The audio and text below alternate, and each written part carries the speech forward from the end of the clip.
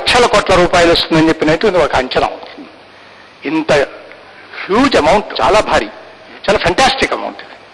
ఇది ఎవరికి పోతున్నట్టు, ఎందుకు ఈ రకమైనటువంటి పద్ధతుల్లో ఇస్తున్నట్టు అనేటువంటిది ఒక ప్రధానమైన సమస్య. అయితే మన రాష్ట్రానికి సంబంధించినంత వరకు జయప్రకాష్ గారు చెప్పినట్టుగా ప్రాధాన్యత కోసం తప్పనిసరిగా ఇది ట్రాన్స్పోర్టేషన్ ఇవి తగ్గటమే కాదు, మన పెరట్లో ఇది వచ్చినటువంటి సందర్భంగా ఒక న్యాయబద్ధంగా మొత్తం ఇక్కడ సమస్యలన్నీ పరిష్కారం చేసుకోమని చెప్పట్లా, తక్షణ అవసరాలు పరిష్కారం చేసేటువంటి పద్ధతులు ఇవ్వాలి. మొన్న మురళీ దేవరా గారు పార్లమెంటులో ఇచ్చినటువంటి రిప్లైలో ఈ రకమైనటువంటి ప్రాధాన్యత గురించినటువంటి అంశం తడవటానికి నిరాకరించారు. ఇస్తామని జనాల వాగ్దానాలు తప్ప ఈ ప్రయారిటీని పరిష్కారం చేస్తామనే మాట చెప్పకపోవటం అనేది చాలా నష్టం. గతంలో ఓఎన్జీసీ హెడ్ క్వార్టర్ను రాజమండ్రిలో పెట్టమంటే కూడా ఈ గ్యాసు వీటన్నింటికి సంబంధించి చాలా దూరంలో ఉన్నటువంటి చెన్నైలో పెట్టినటువంటి వారు ఇవాళ మన ప్రయారిటీస్ను గుర్తిస్తారని చెప్పి భావించట్లేదు. దానిపైన ఒక పెద్ద ఆందోళన, ఉద్యమం జరిగితే తప్ప, ఒత్తిడి పెరిగితే తప్ప దీంట్లో న్యాయం జరగదనేటువంటి అనుమానం కలుగుతున్నది. విజయసాగర్ గారు.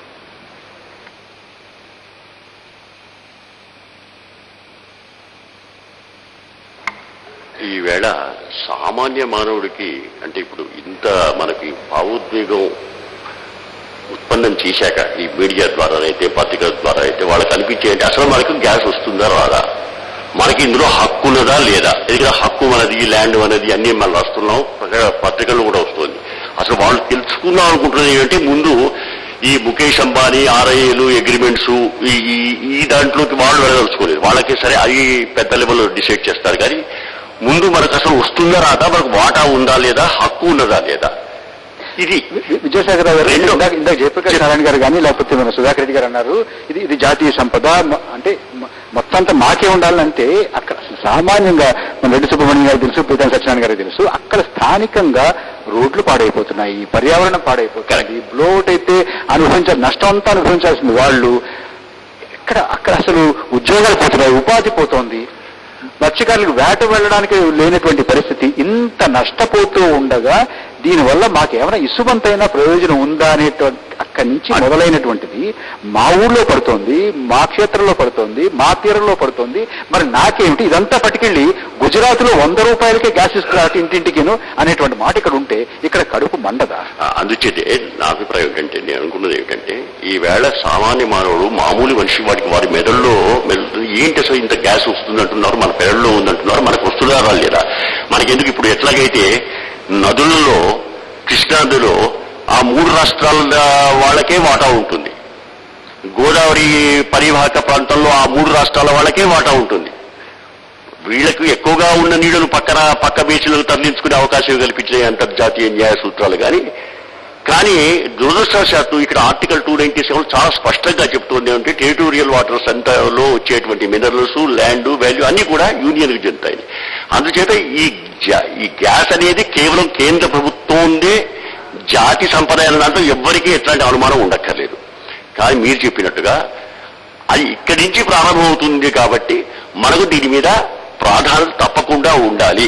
కానీ ఇప్పటికి దాకా ప్రాధాన్యత ఇస్తున్నట్టు ఎక్కడ కూడా నిన్న మురళీదేవరా గారి స్టేట్మెంట్లో it will be taken care of అన్నాడు తప్ప ఖచ్చితంగా మేము ప్రాధాన్యత ఇస్తాము అని మాత్రమే అనలేదు. ఇది నెంబర్ 1. అందుచేత దీనికి ప్రాధాన్యత వచ్చేటట్టుగా మనం ఏం చేయాలి అనేది చాలా ఇంపార్టెంట్ విషయం. అంటే మనకి వివరాల్లోకి వెళ్ళి సరే హై లెవెల్లో ఇప్పుడు సెంట్రల్ ఏదైతే కమిటీలో వాళ్ళు ప్రణబ్ ముఖర్జీ గారి దగ్గర ఎవరైతే ఉన్నారో మంత్రులు వాళ్ళందరూ న్యాయం చేశారా, ప్రైస్ ఫిక్స్ చేశారా, ఆ విషయం. రెండవది ఏ ప్రైస్ కి మనకి ఇక్కడ వస్తుంది. ఇప్పుడు జయప్రకాష్ గారు చెప్పారు, ఇప్పుడు చెప్పిన $4 తీసుకున్నా కూడా ఇది చాలా చౌక ఇప్పుడు మనకు లభిస్తుంది. అంతకంటే చౌకగా దొరికితే ఇంకా చాలా సంతోషమే, అది ఎవరు కూడా వద్దన్నారు. కానీ తప్పకుండా మనకి ఏంటంటే ప్రాధాన్యత పరంగా మనకు ఎక్కువ గ్యాస్ వచ్చేటట్టుగా మన అవసరాలు తీరాలా అనే విషయంలో అందులో ఏ వాళ్ళకు కూడా మనకు అనుమానం లేదు. ఏ విధంగానైతే నదీ బేసిన్లో నీళ్లు ఆ బేసిన్ వాళ్లకే మూట హక్కు లభించిన తర్వాతని వాళ్లకు మిగులుగా ఉంటే పక్క బేసిన్లకు వెళ్ళొచ్చు అనేటువంటి సిద్ధాంతం ఉందో దాన్ని మనం సరిగ్గా పూర్తిగా ఆటోమేటిక్ గా మనం దీనికి అన్వయించలేకపోయినా కూడా జాతి సంపద అయినప్పటికీ కూడా సాధ్యమైనంత వరకు చేయాలి. సాధ్యమైన మేరకు దీనికి ఈ ప్రాంతానికి అంటే మన రాష్ట్రం మన పెరట్లో ఉన్నటువంటి ఈ నిధిని తప్పకుండా మనకు ఇవ్వకుండా వేరే చోటుకి వెళితే ఎవరు సహించరు అనే విషయాన్ని మనం ఇదివరకు కూడా మద్రాసుకు నీళ్లు ఇస్తున్నప్పుడు తిరుగంగకు మన పైపు ద్వారా వెళ్తాయి, ఈ ప్రాంతంలో ఇవ్వరు అంటే ప్రభుత్వం కూడా మీరు కాలువ ద్వారా ఇవ్వవలసి ఉంటుంది. ఈ చుట్టుపక్కల వ్యవసాయానికి నీళ్ళు ఇచ్చిన తర్వాత మద్రాసు నీళ్ళు తీసుకెళ్లాల్సి ఉంటుందని, లేకపోతే లోకల్ పీపుల్ అంతా ఎజిటేట్ చేస్తారు. సేమ్ ఎజిటేషన్ మనం అందరూ కూడా అన్ని ప్రాంతాల వాళ్ళు కూడా తప్పకుండా కేంద్ర ప్రభుత్వం మీద మీరు ఎప్పటిదాకా అయితే ఒత్తిడి తేవరో, ఇది కేవలం దాగుడు మూటలతోని ఏదో ప్రభుత్వం పైన ఏ సమస్య చేసినా కూడా మన మీద మనం బాబీ ఆపాలన్నా ఏం చేయాలన్నా కూడా మనమైతే మొహమాట పడిపోతుంటాం. మన దగ్గర 33 కాంగ్రెస్ ఎంపీలు ఉన్నారు. అందరూ కూడా దాదాపు ఈ రాష్ట్ర ప్రయోజనాలను కాపాడటం కోసం మనం ముక్త కంఠంతో మనం తప్పకుండా ముందుకు వెళ్లాలని చెప్పేసి మన మధ్య రాష్ట్ర మంత్రి గారు ఉన్నారు, ఆరోగ్యశ్రీ మంత్రి గారు పితాని సత్యనారాయణ గారు. ఆ ప్రాంతం నుంచే వారు ప్రాతినిధ్యం వహిస్తున్నారు.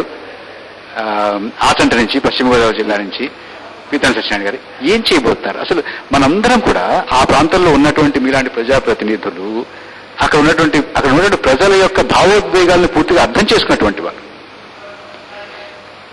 ఈ ఇష్యూ ఇట్లా, ఈ నేల మనది, గ్యాస్ మనది, లేదనుకుంటే ఈ నేల మనది, ఈ యొక్క వనరులు మనవి అనే ఒక ఈరోజు యొక్క ప్రధాన ఈ కేజీ బేసిన్ యొక్క చర్చ ప్రధానంగా దీని మీద జరుగుతుంది. చూసినట్టయితే జనరల్గా వనరులు ఏదున్నప్పుడు కూడా భూమిలో ఉన్నదంతా కూడా అది నేషనల్ ప్రాపర్టీ కింద మనం we have to agree for this. Jayaprakash గారు ఏదో చెప్పారు. ఈరోజు మనం రిలయన్స్ పెట్టినా, లేదనుకుంటే గుజరాత్ పెట్టినా, ఎవరు పెట్టినా ఓన్లీ ఏ డ్రిల్లింగ్ పర్పస్ వాళ్ళు కొటేషన్ ఇచ్చారు. The corporation has been installed or arrange corporation is a company. వాళ్ళు ప్రాఫిట్ మేకింగ్ కంపెనీగా ఆ యొక్క ఆఫ్ షోర్లో కానీ ఆన్ షోర్లో కానీ ఆ డ్రిల్లింగ్ చేయడానికి, ఆ దాంట్లో వచ్చిన ప్రాఫిట్స్ ఖర్చుకు పోను లాభాన్ని కట్టించుకోవడానికి మాత్రమే వాళ్ళు వాళ్ళ రేట్ని వాళ్ళు ప్రొటెక్ట్ చేసుకుని సత్యనారాయణ గారు, ఈ ప్రోగ్రాం చూస్తున్నటువంటి లక్షలాది మంది ఒకే మాట మిమ్మల్ని అడగాలనుకుంటారు. మీరు కేంద్ర ప్రభుత్వం నుంచి ఇంతమంది కాంగ్రెస్ ఎంపీలు ఇక్కడి నుంచి వెళ్ళారు, మీకు ఎంత పలుకుబడి కేంద్ర ప్రభుత్వంలో ఉంది? కేంద్ర ప్రభుత్వం నుంచి కేంద్ర పెట్రోలియం శాఖ నేను ఒక స్పష్టమైనటువంటి హామీని ఆంధ్రప్రదేశ్ నుంచి ఎందుకు తీసుకోలేకపోతున్నారని అడుగుతారు. ఈరోజు వాయిస్ లేకుంటే మా ముఖ్యమంత్రి డాక్టర్ రాజశేఖర్ గారి ఈ వాటా కావాలని చెప్పడం కారణం ఏంటంటే, ఈ రాష్ట్రంలో గ్యాస్ ఆధారిత ఏదైతే పవర్ జనరేషన్స్ ప్రాజెక్ట్స్ ఇప్పటి నుంచో మరి వాళ్ళు నిర్మాణం చేసుకుని గ్యాస్ లేక ప్రారంభించలేని కార్యక్రమాలు ఈ రాష్ట్రంలో ఉంటే, ఆ గ్యాస్ ని డిమాండ్ చేయడం కోసం, సంపాదించడం కోసం అసలు రిలయన్స్ మీద పోరాటం ప్రారంభించిందే మా ముఖ్యమంత్రి. ఆ రకంగా ఈనాడు 24 మార్చిని 2009ని ఈ రాష్ట్రానికి కావాల్సిన గ్యాస్ 7,700 మిలియన్ క్యూబిక్ మీటర్ల వాటాకి ఇవాళ 10 మిలియన్ క్యూబిక్ మీటర్లను సంపాదించి ఇవాళ టోటల్ గా మరి power gas based power units అన్ని కూడా 2,800 యూనిట్లు పవర్ బేస్డ్ యూనిట్స్ ని ఈ రాష్ట్రంలో ప్రారంభించడానికి ముఖ్యమంత్రి నాంది పలికారు. అదే కాకుండా ఈ ఫెర్టిలైజర్ ఇండస్ట్రీని మొన్నటి వరకు మూతపడిపోతే దాన్ని కూడా ఇవాళ ఈ గ్యాస్ ని పోట్లాడి ఇవాళ ఈ రాష్ట్రంలో గ్యాస్ ఆధారిత ఈ యొక్క ఇండస్ట్రీస్ అన్ని రీఓపెన్ చేసి, ఇది ప్రధానంగా ఇంకో గ్యాస్ లో ఒక లింకేజ్ ఉంది. ఈ రోజు ఎవరైతే యూటిలైజ్ చేసుకున్నారో ఇవాళ కేజీ బేసిన్ లో ఉన్న 41 మిలియన్ క్యూబిక్ మీటర్స్ యొక్క జనరేషన్ టోటల్ గా ఇప్పుడున్న ప్రజెంట్ ఉన్న జనరేషన్ ని ఎవరైతే మొట్టమొదటిగా యూటిలైజ్ చేయగలరో, మరి దీంట్లో అగ్రిమెంట్ ఎన్రాన్ కూడా అగ్రిమెంట్ ఉంది అయినప్పుడు కూడా ఎన్రాన్ ఇంకా వాళ్ళు రెడీగా లేరు. మన రాష్ట్రంలో గ్యాస్ ఆధారిత పవర్ జనరేషన్ నుండి ఫెర్టిలైజర్ నుండి ఇతర depends, even cooking gas or CNG gas whatever it is the state requirement, ఆ రెండు కూడా తీసుకెళ్ళడానికి ఎవరు రెడీగా ఉంటే వాళ్ళు గ్యాస్ ఇవ్వడానికి సిద్ధంగా ఉన్నారు. ఇప్పుడు మనం టోటల్ గా యూటిలైజేషన్ ఎంత ఉందని అనుకుంటే 10 మిలియన్ క్యూబిక్ మీటర్లు మాత్రమే మనం ఈ రాష్ట్రంలో ఉపయోగిస్తున్నాం. ఇప్పుడు జనరేషన్ ఇంకా ఇవ్వడానికి వాళ్ళు సిద్ధంగా ఉన్నారు. They are ready for it. కానీ రాయల్టీ గురించి ఇక్కడ ఇష్యూ ఒకటి ఉంది. ఈ రాష్ట్రంలో మనం తీసుకున్నాం కదా, రాయల్టీ కావాలా, దీంట్లో వచ్చిన మార్జిన్ కావాలనేది ఒక ఇష్యూ ఇక్కడ ప్రధానంగా మీరు మాట్లాడే దాంట్లో. ఆ ఇష్యూలో మనం చూసినట్టయితే డెఫినెట్గా we are fighting for that. We are also with all the alliance parties also here. We definitely will fight for the state. నేను చర్చలో క్లారిటీ రావడం కోసం కోసం 2 అంశాల్లో ప్రభుత్వ వైఫల్యం కొట్టొచ్చినట్టు కనిపిస్తోందండి. మన నిర్మోహంగా అంగీకరించాలి. ఒకటి, ఎన్టీపీసీపీకి తక్కువ ధరకి ఇవ్వడం కోసం చెప్పి రిలయన్స్ ఒప్పుకున్నది. కాబట్టి ఎన్టీపీసీ ప్లాంట్లు రాష్ట్రంలో ఎన్నొస్తే రాష్ట్రానికి అంత లాభం. ప్రైవేట్ ప్లాంట్లు పెట్టాలని ఆలోచిస్తున్నారు తప్ప విద్యుత్ ప్లాంట్లు, ఎన్టీపీసీ ప్లాంట్ల గురించి ఆలోచన నాకు తెలిసి సుతరాము జరగల. గ్యాస్ బేస్డ్ అంటే రాష్ట్రానికి నష్టం. రేపు పొద్దున ఆ ప్రయోజనం ఏ రకంగా వచ్చినా కూడా మనం ఎక్కువ పొందుదాం. గతంలో మనం విశాఖపట్నంలో 1000 మెగావాట్స్ యూనిట్ ఎన్టీపీసీ వారిని కేవలం ఆంధ్రప్రదేశ్ ప్రజల కోసం చెప్పని మనం అగ్రిమెంట్ తీసుకుని వారితో పెట్టించాం. అది జరుగుతున్నది సింహాద్రి. అట్లా మనం ఇక్కడ రాష్ట్ర ప్రభుత్వం ఇప్పటికి కూడా ఈనాటికి కూడా నాకు తెలిసి చొరవ తీసుకున్నట్టుగా నాకు ఏ రకమైన సాక్ష్యం లేదు.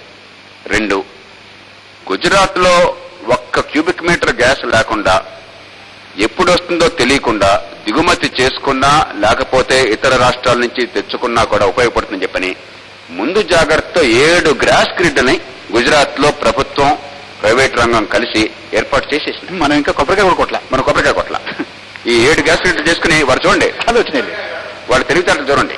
దాన్ని కూడా మళ్ళీ గ్యాస్ ఎక్కడ ఉత్పత్తి అయినా బాంబేకి పోతుంది, ఢిల్లీకి పోతుంది. గుజరాత్ లో 2కి సంధానం చేసి పారేశారు. అంటే భారతదేశంలో ఎక్కడ ఉత్పత్తి అయినా కూడా గుజరాత్కి మాత్రం గ్యాస్ అంత ఏర్పాటు వారు చేసుకున్నారు. మన రాష్ట్రంలో మన అవసరాలు రాష్ట్రం అన్ని ప్రాంతాల్లో ఈ సున్నాలు పెట్టిన ప్రాంతాల్లో ఉంటే కేవలం విశాఖపట్నం నుంచి కేజీ బేసిన్కి, అక్కడి నుంచి కొండపల్లికి ఓఎన్జీసీ వారు చేసింది, గేజ్ వారు చేసింది. ఇక్కడి నుంచి ఆకాశంలోంచి తీసుకెళ్లారు కాబట్టి, ఫ్లైఓవర్ ద్వారా తీసుకెళ్లారు కాబట్టి మన రాష్ట్రం గుండా బొంబాయికి వెళ్ళడం కోసం ఇంతే. ఇప్పుడు కూడా ముఖ్యమంత్రి గారు ఏమంటున్నారు, ఇళ్లల్లో గ్యాస్ సరఫరా కోసం చెప్పని మేము గ్రిడ్ అంటున్నారు. ఇళ్లలో గ్యాస్ సరఫరా బాగా చేస్తే 5 లేకపోతే 9 మిలియన్ క్యూబిక్ మీటర్లు. అసలు ఆలోచన లేదు మనకంతా. ఇప్పుడు ఏంటో షార్ట్ టర్మ్ పాపులిజము, ఓట్ల వేట తప్ప రాష్ట్ర ఆర్థిక ప్రయోజనాలు దీర్ఘకాలిక దృక్పథం లేకుండా ఏదో ఇప్పుడు హడావుడైంది కాబట్టి గొడవ పెడుతున్నారు కాబట్టి నేను 3 రోజులు వరుసగా 0 నోటీస్ ఇచ్చాను. ఆ తర్వాత ఈ ప్రకటన చేశారు, మేము ప్రతి ఇంటికి గ్యాస్ అందరికి ఏర్పాటు చేస్తామని. అసంబద్ధమైన మాటలు మానేసి పారిశ్రామికీకరణ కోసం గ్యాస్ గ్రిడ్ ని వెంటనే, ఇప్పటికీ చాలా ఆలస్యమైంది, యుద్ధ ప్రాతిపదికన చేపట్టాలి. మధు గారు మీరు మాట్లాడారు కానీ ఒక్క క్షణం మంత్రి గారు అని చెప్పారు దీని గురించి. అసలు ఏ రకమైనటువంటి కల్పన కానీ ఆలోచన కానీ సమాధానం చెప్తారా? నేను చెప్పిన తర్వాత ప్రభాకర్ గారు మాట్లాడతారు సార్, సత్యనారాయణ గారు మాట్లాడతారు. మీరు కూడా ప్రశ్నిస్తారా? ఓకే చేయండి. ఇప్పుడు ఈరోజు మౌలికంగా 4 అంశాలు మన ముందున్నాయి. అసలు ఈ సంపద ఎవరిది? దీని మీద కూడా డిస్ప్యూట్ నడిచింది చాలా కాలం. ధర ఏమిటి? దీనికి పంపిణీకి ఏదన్నా సూత్రం ఉన్నదా లేదా? ఏదైనా ఒక విధానం ఉన్నదా లేదా? నేను మనవి చేస్తున్నా, ఈరోజు మన రాష్ట్ర ప్రభుత్వానికి ఏ రకమైనటువంటి విధానం లేదు. కేంద్ర ప్రభుత్వానికి అంతకంటే ముందు లేదు. ఒకే ఒక విధానం ఉంది, రిలయన్స్కి వంతబాటం, రిలయన్స్కి ప్రాఫిట్ అంటగట్టడం తప్ప మరొకటి కాదు.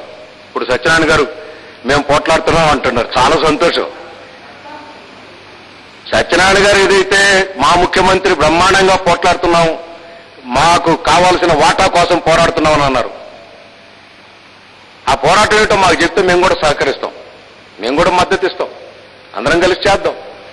మేము మనవి చేయదలుచుకుంది ఏంటంటే అందరం కలిసి చేయడానికి ఈ సూత్రం మౌలికమైనటువంటి విషయాలు చూస్తే ఈ సంపద విషయంలో మొత్తం ఈ మన కృష్ణా బేసిన్ లో ఉన్నటువంటి గ్యాస్ అంతా, అప్పుడు మైనింగ్, నీకు ఒక బోరు, నువ్వు మంచినీళ్ళు కావాలి ఎక్కడన్నా, బోర్ అతనికి నువ్వు కాంట్రాక్టర్కి పర్మిషన్ ఇస్తే వాడు వచ్చి బోర్ వేసేసి వెళ్ళిపోతాడు, నీళ్లు నువ్వు తాగుతావు. ఇప్పుడు అది జరుగుతుందా లేదా అని మేము పార్లమెంట్లో నిలేసాం. 4 ఏళ్ల నుంచి యుద్ధం జరుగుతోంది. ఇది ఎట్టకేలకి ఇది జాతీయ సంపద అని చెప్పి మంత్రి ప్రకటించాడు. జాతీయ సంపద అయిన తర్వాత రిలయన్స్ వాడు ప్రైవేటు కంపెనీలతో ఏ రకంగా సేల్ అగ్రిమెంట్ చేసుకుంటాడు. మళ్ళా ఆ పోరాటం ప్రారంభమైంది. ఆ తర్వాత ఎంపవర్డ్ కమిటీ ఆఫ్ మినిస్టర్స్ వచ్చింది రంగం మీదకి. మళ్ళీ ఎంపవర్ కమిటీ మినిస్టర్స్ $1 ఒక ఎంఎంఎస్ సిఎండి ఎంఎంఎస్ సిఎండి మీరు కొనసాగుతారు కానీ ఇప్పుడు ఒక చిన్న విరామం తీసుకోవాలి. విరామం తర్వాత మళ్ళీ మధు గారితోనే చర్చ ప్రారంభమవుతుంది.